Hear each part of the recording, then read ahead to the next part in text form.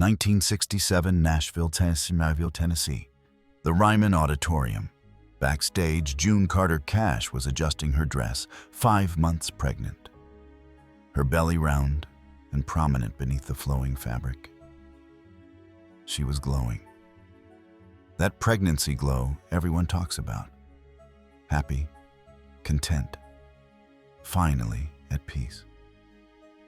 After 12 years of chaos, of loving a man who was married, of waiting, of watching him destroy himself with pills and alcohol, of wondering if he'd ever get clean, she finally had everything she'd dreamed of. Mrs. Johnny Cash. That's who she was now. Not June Carter, the comedian from the Carter family. Not June, the twice-divorced woman with 2 daughters from 2 failed marriages. She was June Carter Cash, wife of the most famous outlaw in country music. And she was carrying his baby. Their first child together. A boy. They'd already picked the name. John Carter Cash. The sound of applause echoed from the stage. Johnny was out there, performing. I Walk the Line. The song he'd written about faithfulness, about staying true, about walking the straight and narrow path. June smiled, touched her belly. Their son kicked. She could feel him moving inside her. This was happiness. This was the fairy tale. But 3 floors above her, in a hotel room at the nearby Andrew Jackson Hotel, Johnny Cash was in bed with another woman. Not a groupie. Not some faceless girl from the road. Not a stranger he'd met after the show. June's sister, Anita Carter. The youngest of the 3 Carter sisters. The one with the voice of an angel. The one who sang, "Were you there when they crucified my Lord?" so beautifully that people wept. The one who'd recorded Ring of Fire before June made it famous. The woman who'd sat at their wedding, who'd sung at their reception, who'd cried tears of joy when June and Johnny finally got married after all those years. That woman. And Johnny Cash. The man in black, the reformed addict, the devoted husband, the soon-to-be father, was sleeping with her while his wife was pregnant, while they were all on the same tour, while the entire Carter family trusted him. This wasn't a drunken mistake. This wasn't a one-time slip. This was an affair. Calculated, hidden, ongoing. And everyone in Johnny Cash's inner circle knew about it. The tour manager knew. The band members knew. The backup singers knew. The crew who loaded equipment knew. Everyone knew. Everyone except June. Or maybe June knew too. Maybe she'd known for months. Maybe she'd been lying to herself, choosing to ignore the signs, the whispers, the closed doors, the guilty looks. Because admitting the truth meant admitting that her fairy tale was a lie. And June Carter Cash wasn't ready to admit that. Not yet. But the affair was just the beginning. What happened next would haunt 3 people for the rest of their lives. Let's go back. To understand this story, you need to understand the 3 people at its center. June Carter Cash, born Valerie. June Carter on June 23, 1929, in Maces Springs, Virginia, country music royalty. The daughter of Maybelle Carter, the woman who'd helped invent country music with the original Carter family in 1927. June grew up on stage, performing since she was 10 years old. She could sing, play auto harp and guitar, write songs, tell jokes, do physical comedy. She was the funny one, the wild one, the one who could make audiences laugh until they cried. But behind the laughs was pain. Her first marriage to Carl Smith, one of country music's biggest stars, ended in divorce in 1957. He'd cheated on her, wanted her to stay home and be a housewife. But June was covered up with ambition, as she said. She couldn't give up the stage. Her second marriage to Edwin "Rip" Nix, a race car driver, ended in divorce in 1966. Different reasons, same result. 2 failed marriages, 2 daughters, Carlene and Rosie, raising them alone while touring constantly. And through it all, she was in love with Johnny Cash. She'd met him in 1956, backstage at the Grand Ole Opry. He'd just released I Walk the Line. She'd just finished a tour with Elvis Presley. Elvis had introduced her to Johnny's music on jukeboxes across the South. "That's Johnny Cash," Elvis had said. "The whole world will know Johnny Cash." And when June finally met Johnny backstage, she felt something. Dangerous, wrong, electric. "I can't remember anything else we talked about," she'd later write, "except his eyes. Those black eyes that shone like agates." But they were both married. Him to Vivian, her to Carl. So they buried it. For years. Then in the 1960s, June joined Johnny's touring show.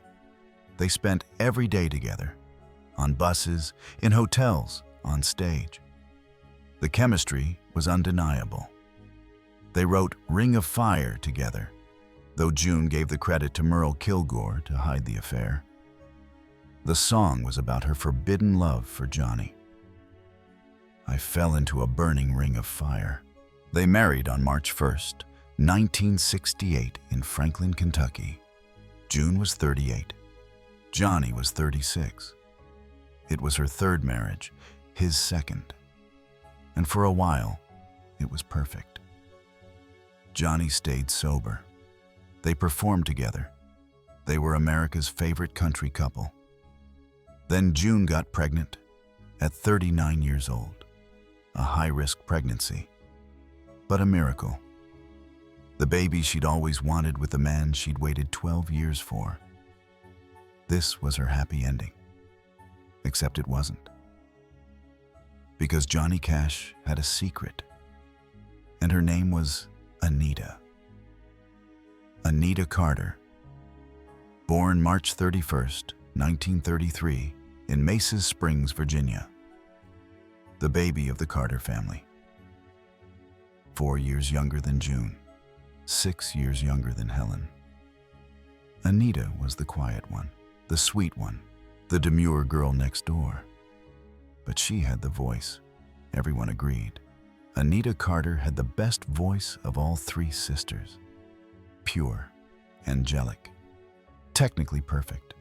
Mother Maybelle used to say, "June's got the personality, Helen's got the guitar, but Anita's got the voice." She could have been a star, could have had a solo career that eclipsed her sisters. But she stayed in the background, playing upright bass, singing harmony, supporting her sisters. Why? Maybe she was too shy. Maybe she lacked ambition. Or maybe, just maybe, she was in love with someone she couldn't have. Her brother-in-law, Johnny Cash. Nobody knows when it started. Some say the early 1960s, when Johnny was still married to Vivian and June was still married to Rip. Robert Hilburn, Johnny Cash's biographer, revealed. During that time, John would have affairs with other women, and one of them was Anita. While Johnny was pursuing June, he was also sleeping with Anita, the younger sister, the quieter one, the one who wouldn't demand marriage or commitment. It was convenient, easy, secret. And Anita? She fell in love. She wrote songs about it, or chose songs that spoke her truth. In 1972, she released a solo album called So Much Love. The songs told a story. Love is on the way. There's so much love left over when love dies. Music critic Colin Woodward wrote, "Anyone who knew the truth could hear the pain." But most people didn't know the truth, because Anita kept the secret. She watched her sister marry Johnny in 1968, smiled at the wedding, sang at the reception, pretended to be happy. And then, in 1969, when June got pregnant, when Johnny should have been focusing on his wife and their baby, he came back to Anita. Not for love, not for a relationship, just for sex, for comfort, for escape. And Anita, because she loved him, said yes. And that's when everything fell apart. Johnny Cash. Born J.R. Cash on February 26, 1932, in Kingsland, Arkansas. The middle child of 7. Grew up poor in a cotton farming family during the Depression. But Johnny wasn't poor in talent, or ambition, or pain. When he was 12 years old, his older brother Jack died in a table saw accident. Cut nearly in half, suffered for a week, then died. Johnny's father blamed him. "It should have been you," he said. Those words haunted Johnny for the rest of his life. It should have been you. So Johnny spent his whole life trying to prove he deserved to live, trying to be good enough, trying to fill the hole that Jack left. But he couldn't. So he turned to pills, to alcohol, to women, to anything that made the pain stop. By the 1960s, Johnny Cash was one of the biggest stars in music. But he was also one of the most self-destructive. He'd show up to concerts too high to perform. He'd miss shows entirely. He'd get arrested for drug smuggling. He'd start forest fires and kill endangered birds. His first marriage to Vivian collapsed under the weight of his addiction and infidelity. His 4 daughters barely knew him. And through it all, he kept taking pills, amphetamines to stay awake, barbiturates to come down, alcohol to numb the guilt. June Carter saved him, or tried to. She flushed his pills, dragged him to rehab, forced him to get clean, and for a while, it worked. By 1968, Johnny was sober, performing at Folsom Prison, marrying June, starting fresh. But sobriety doesn't fix everything. It doesn't erase the trauma, the guilt, the pain. Johnny Cash was still the boy whose brother died, still the man whose father said, "It should have been you." And when the pressure built up, when the expectations got too heavy, he found release the only way he knew how: women. Not because he didn't love June, he did, but because he was broken. And broken people break the people who love them. So when June got pregnant in 1969, Johnny should have been the happiest man alive. Instead, he turned to Anita. The affair wasn't hidden well. Or maybe it was hidden in plain sight. Tour staff would walk past hotel rooms and hear them inside. Johnny and Anita, together. A source who later spoke to the National Enquirer said, "Anita often toured with John, and there was little doubt she was his lover. It wasn't rare for staff members to run into them together in hotel rooms." Not rare. Band members knew. The Tennessee Three, Johnny's backup band, knew. Luther Perkins knew before he died in 1968. Marshall Grant knew. W.S. Holland knew. The Carter family knew. Mother Maybelle knew. Helen, the oldest Carter sister, knew. And they all kept the secret. Why? Maybe because exposing it would destroy the family. The Carter Cash empire was worth millions. Tours, albums, TV shows. They were America's royal family of country music. A scandal like this could ruin everything. Or maybe they kept quiet because they understood something about Johnny. That he was sick, addicted, self-destructive, and airing his sins publicly wouldn't help him. It would only hurt June. So they protected June, even from the truth. But June wasn't stupid. She could feel it.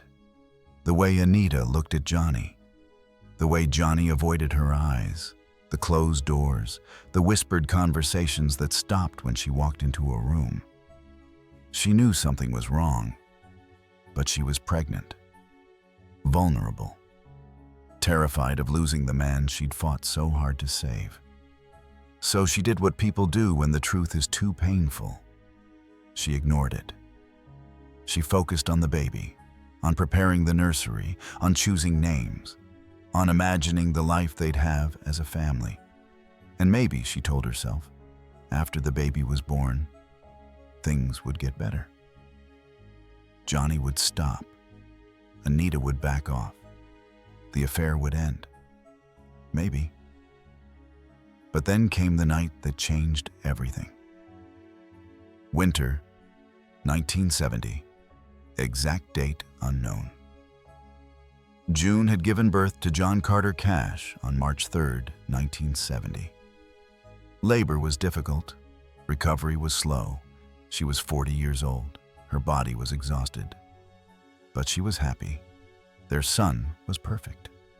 Dark hair like Johnny, strong lungs. He would scream, and June would laugh. "He's got his father's voice," she'd say. Johnny was thrilled. A son. After 4 daughters with Vivian, he finally had a boy. He'd hold John Carter and sing to him. Gospel songs, old hymns. "Were you there when they crucified my Lord?" Anita would sing along sometimes, her voice harmonizing with Johnny's. And June would watch. The 3 of them. A family. Except they weren't a family. Because sometime in those first weeks after John Carter's birth, while June was recovering, while Johnny was adjusting to fatherhood, Anita realized something. She was pregnant. Not with her husband's child. She wasn't married. Not with some boyfriend's child. She didn't have a boyfriend. With Johnny Cash's child, her brother-in-law, her sister's husband, the father of the nephew she'd been singing lullabies to. Anita was carrying Johnny's baby, and she had to make a choice. Abortion in 1970 wasn't easy. Roe v. Wade hadn't happened yet. It wouldn't be legalized nationally until 1973. In Tennessee, abortion was illegal, except to save the mother's life. So Anita would have had to travel. To New York, where abortion had been legalized in 1970. Or to California, or Mexico. She would have had to do it secretly, without telling her family, without telling June. Because if June found out, if Mother Maybelle found out, it would destroy everything. The source who spoke to the National Enquirer said, "In the 1970s, Anita eventually got pregnant by John and had an abortion. June eventually found out about it. Eventually. Not immediately. Not right away. Which means Anita went through it alone. The decision, the procedure, the recovery, the guilt, all alone. Can you imagine? You're in love with your brother-in-law. You've been having an affair with him for years. You watched him marry your sister. You watched your sister give birth to his son. And now you're pregnant with his child. And you know, you absolutely know, that if you have this baby, it will destroy your sister, your family, your career. So you terminate the pregnancy. You kill the baby to protect everyone else. And then you live with that decision for the rest of your life." Anita Carter carried that secret for 29 years. Nobody knows exactly when June found out. Maybe Anita confessed. Maybe someone told her. Maybe she found evidence, a receipt, a letter, A conversation she overheard? But at some point, June Carter Cash learned the truth. Her husband had been sleeping with her sister, and he'd gotten her pregnant. How did she react? We don't know. June never spoke publicly about it, not once. Not in interviews, not in her memoir, not to her children. But her son, John Carter Cash, hints at it in his book, Anchored in Love. He writes about his parents' marriage. The suffering continued and it worsened, if anything, throughout the years. The suffering. Even after marriage, even after sobriety, even after the fairy tale. Because the Anita affair wasn't the only betrayal. Johnny had other affairs, other women, other secrets. But this one was different. This was family. And June had to decide, stay or leave. Most people would have left. Most people would have said, enough. I gave you 12 years. I saved your life. I married you. I gave you a son. And this is how you repay me, with my sister, while I was pregnant. You got her pregnant. Most people would have walked away. But June didn't. She stayed. Why? Some people say love. That June loved Johnny so much she could forgive anything. Some people say image. That their careers were too intertwined. Their brand too valuable. Walking away would cost millions. Some people say faith. That June was a devout Christian who believed marriage was sacred. Till death do us part. But Robert Hilburn, Johnny's biographer, offers a different theory.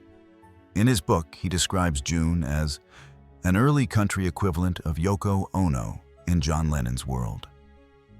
Some of Johnny's friends saw June as manipulative, as someone who used Johnny's addiction to control him, to make herself indispensable.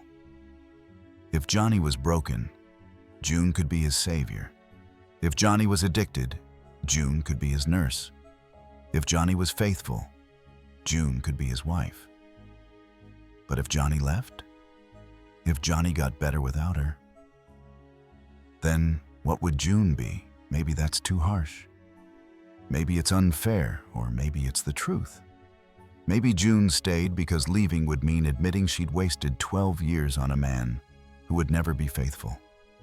Maybe she stayed because she was 40 years old, with 3 children from 3 different relationships and nowhere else to go. Maybe she stayed because she was just as broken as Johnny. So they stayed together.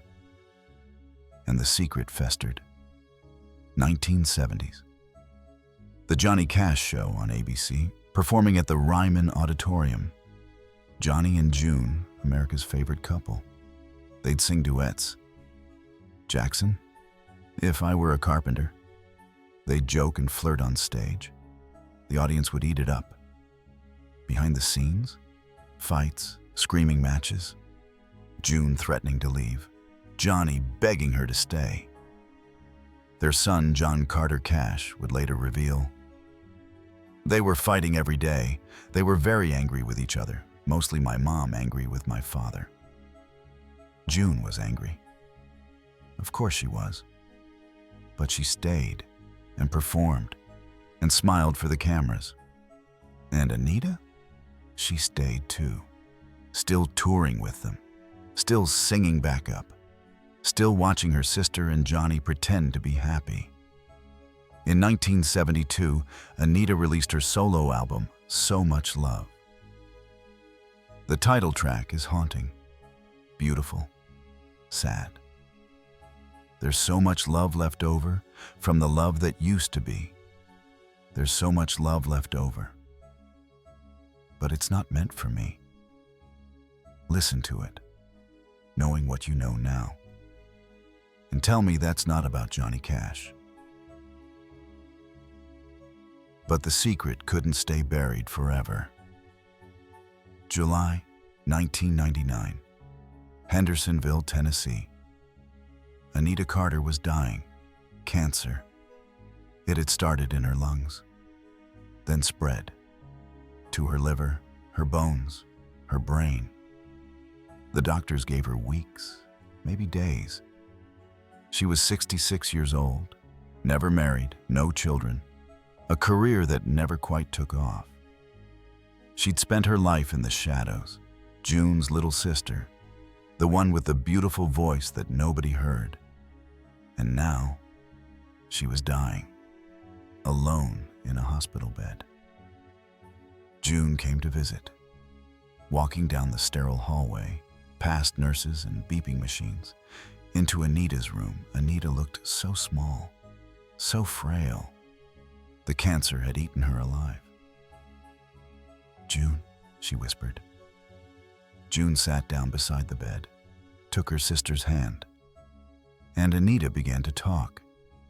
The affair, the years of secrecy, the hotel rooms, the guilt, the pregnancy, the abortion, the baby that was never born. She told June everything, and then she begged for forgiveness. The source who witnessed this moment told the National Enquirer, Anita died with a broken heart, knowing she had betrayed June and aborted her child. What did June say? Did she forgive her? Did she scream at her? Did she cry? We don't know. June Carter Cash never spoke about that conversation. Not to her family, not to anyone. But 3 weeks later, on July 23rd, 1999, Anita Carter died. And whatever words were spoken in that hospital room, whatever forgiveness or anger or grief, they died with her. 4 years later, it was June's turn. May 15th, 2003, Baptist Hospital, Nashville. June Carter Cash was having surgery, heart valve replacement, a routine procedure. The doctor said she'd be fine. She was 73 years old, still performing, still touring, still married to Johnny after 35 years. The surgery started at 7 a.m. At 5:30 p.m., complications occurred. Her heart stopped. The surgeons tried to revive her. Couldn't. June Carter Cash was dead. Johnny was in the waiting room. They brought him in to say goodbye. He held her hand, kissed her forehead, whispered something nobody else could hear.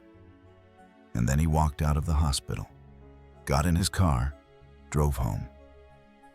4 months later, on September 12th, 2003, Johnny Cash died. Officially from diabetes and respiratory failure. But everyone knew the truth.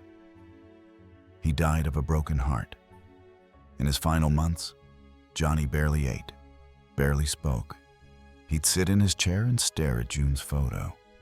His daughter Roseanne said, "He didn't want to live without her."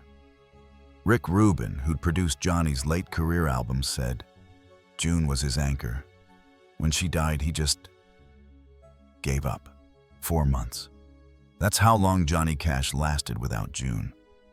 35 years of marriage, of fighting, of betrayal, of pain, of love. And in the end, he couldn't live without her. So was it love? Or was it something else? Here's what we know about Johnny and June's marriage. It wasn't perfect. It wasn't the fairy tale that Walk the Line showed us. It was complicated, messy, painful, real. Johnny cheated multiple times, with Anita, with others. June knew, and stayed anyway.